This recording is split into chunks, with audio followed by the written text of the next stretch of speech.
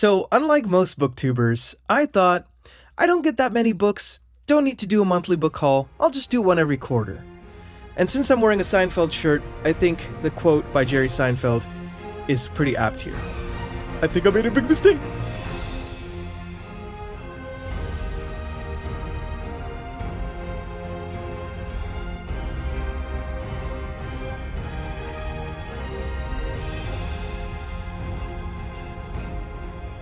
Hey everyone, welcome back to the channel. I'm Nikhil with Shelf-Esteem. I'm a composer, now also a booktuber. You can find my music in The Wheel of Time, Season 2, His Dark Materials, Season 3, and the official Brent Week's companion album for his series Lightbringer, which came out last year. So, I wanted to talk to you a little bit about some of the books I got in Q3 of 2024. Now, as I alluded to in the kind of cold open for this video, I made the mistake maybe of just saying, hey, I don't get that many books, and I'm trying not to buy too many new books and stuff like that. And so I will just do a book haul every quarter. Well, I keep forgetting that my side eye keeps looking at books that I find at library book sales or, in those kind of book boxes that people have outside their homes. I often trade books, like I'll put one in there, I'll take one out. And so I think I made a mistake. I might have to make this once a month. But let me know in the comments if you'd kind of prefer less, but kind of more books in those hauls, or if you'd kind of like them, every month. So just kind of let me know what you think. So without further ado, let's kind of dive into some of these, shall we? So I'm going to kind of reach down here so you can see, because I can't put these on my on my desk because my standing desk has a weight limit and it's literally that many books. So all right, cool.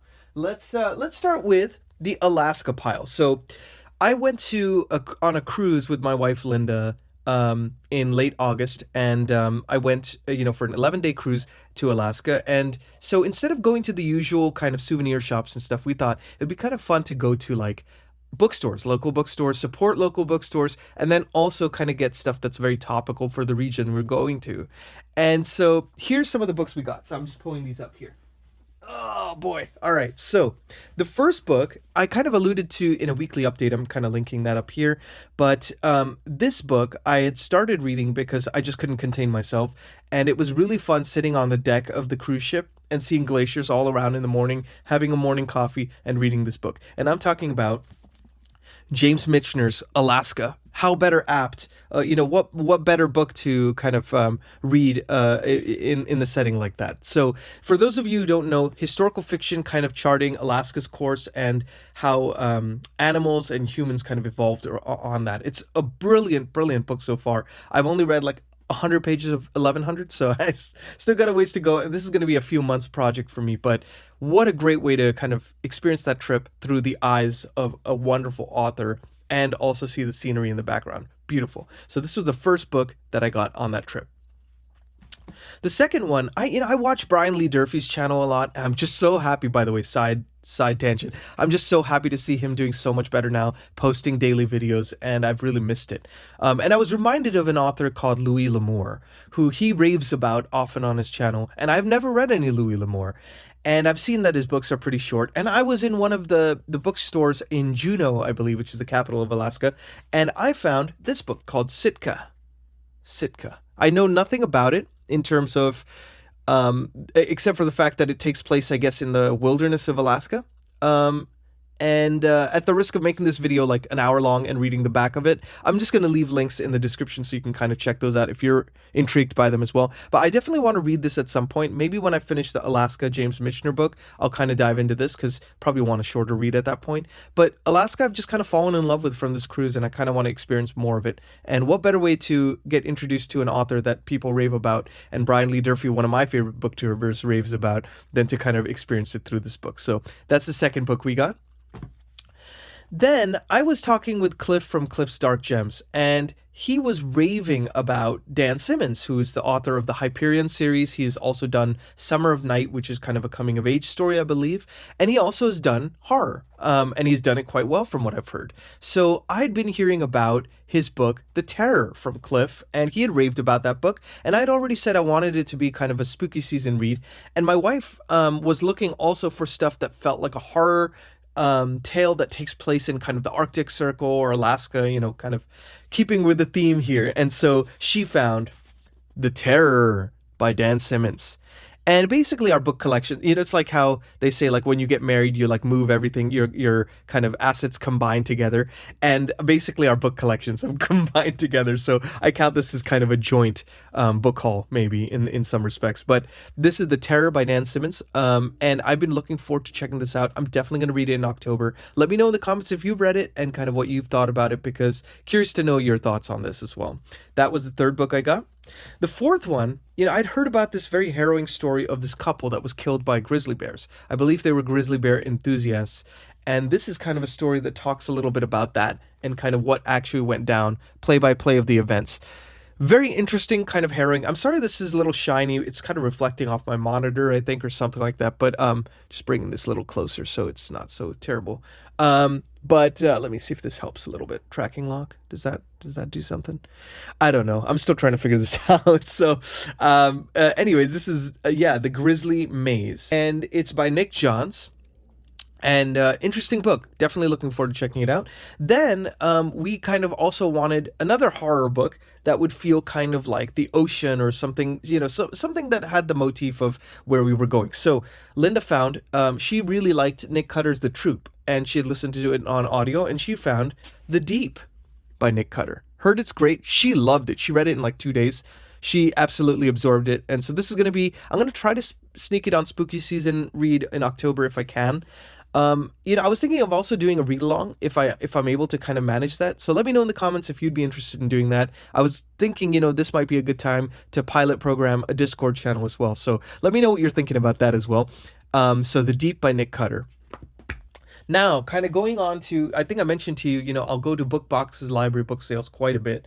And so I kind of went through and I picked up a bunch of books there. So I'm kind of gonna rapid fire some of these because I want to make sure that I make this video not too long. So the first one, so I'd heard about Neil Stephenson, haven't read any of his books, and I heard about Anathema, and so I got this beautiful paperback copy, basically for 25 cents at the library book sale, pristine condition. I mean, it's kind of amazing what you can get at these library book sales. And, the proceeds go to the library. So, hey, win-win for all round here. So that was Neil Stephenson's Anathema. Then, let's see here. I got, so another author I haven't read, and I know this is not really a good place to start of his, because I think it's one of his newer novels in the Harry Bosch series, and that is Michael Connelly's The Nightfire. So don't know anything about it, but I've heard that, Michael Connelly is a fantastic writer, a consistent writer. Actually, Josh from Red Fury Books, also linking him down below, has raved about Michael Connelly for ages. And I love, I feel like our tastes are very much aligned. So I'm very much looking forward to checking this out at some point.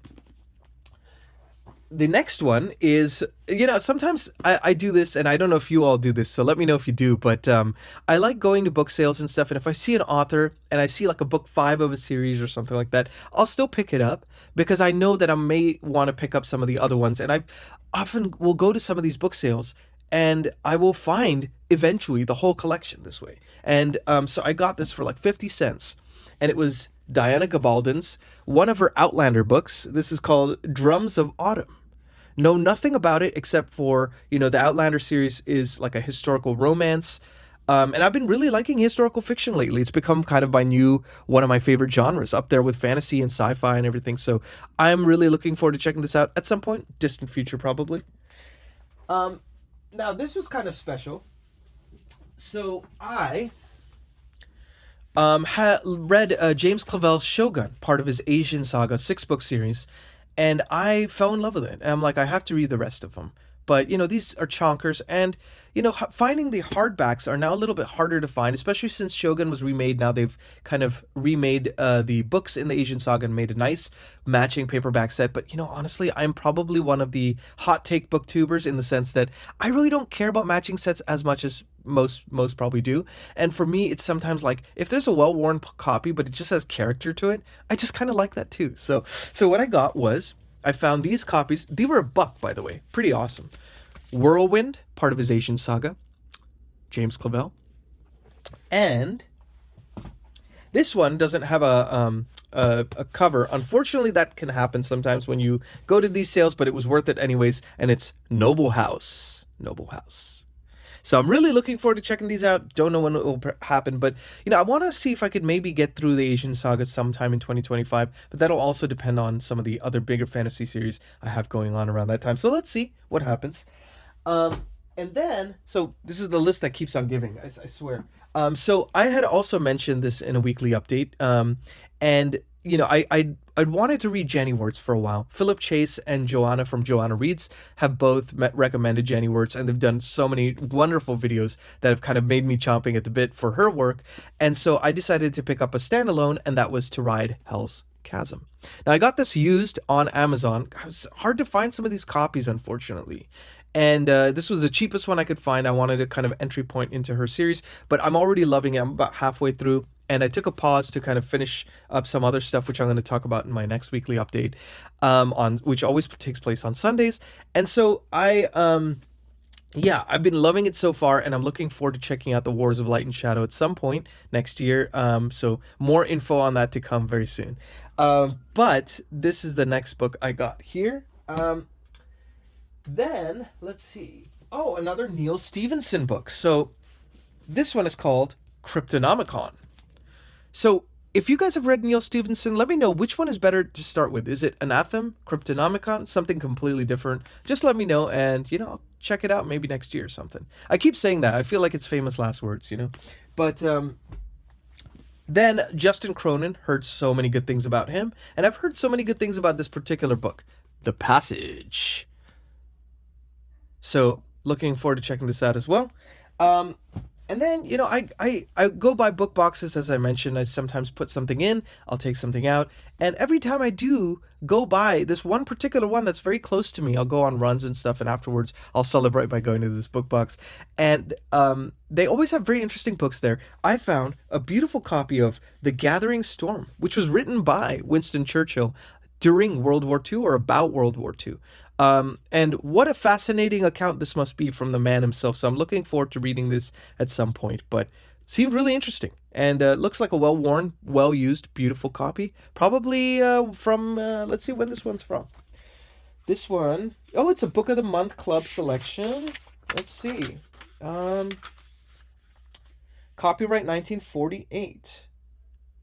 Wow. Is this from 1948?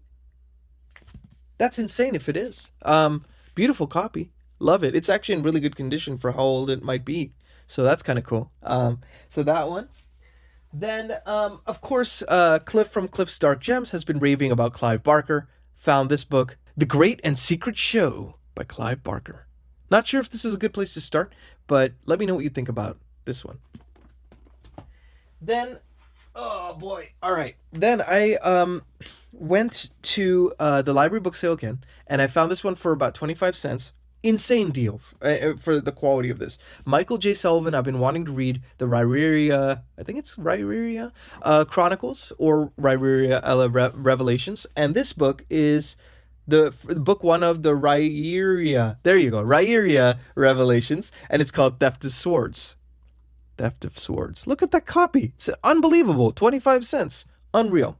So, really excited to check this out on my never-ending TBR at some point. Just the other day, I got George Orwell's Animal Farm. Never actually read it in school because I think I was reading something else at the time when this was assigned because, you could choose your own adventure. And so I didn't end up reading this. Definitely looking forward to checking it out. I might do a 1984 and Animal Farm kind of back-to-back or something. Maybe I'll do a back-to-back review or something, like a dual review.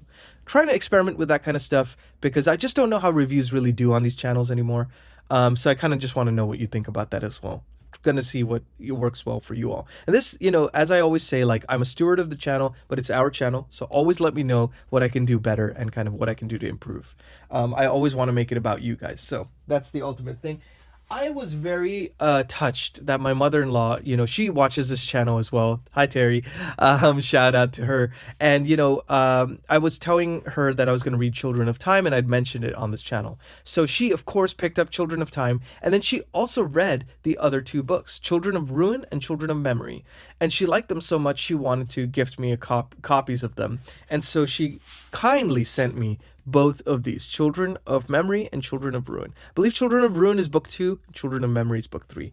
Beautiful, beautiful copies, and they kind of match really well with the one that I already have of Children of Time. So I'm looking forward to checking this out. I think this is going to be a next year adventure because I want to get into more sci-fi next year as well. So that was these ones. I had to do a quick cut here because finally I decided to kind of get some books, on Barnes & Noble because I'm a premium member, my wife and I. And so, we figured like, hey, there's some good sales going on. There was like a, kind of a yearly sale where you can get a special edition book, and they have these Barnes & Noble special editions, and you can get the second one for 50% off. So of course we did that, but the other one hasn't arrived yet.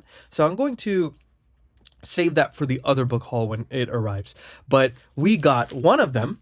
And so I figured I would just do my first unwrapping or unboxing or whatever you want to call it on this video here. So I am going to do that. Cue the music.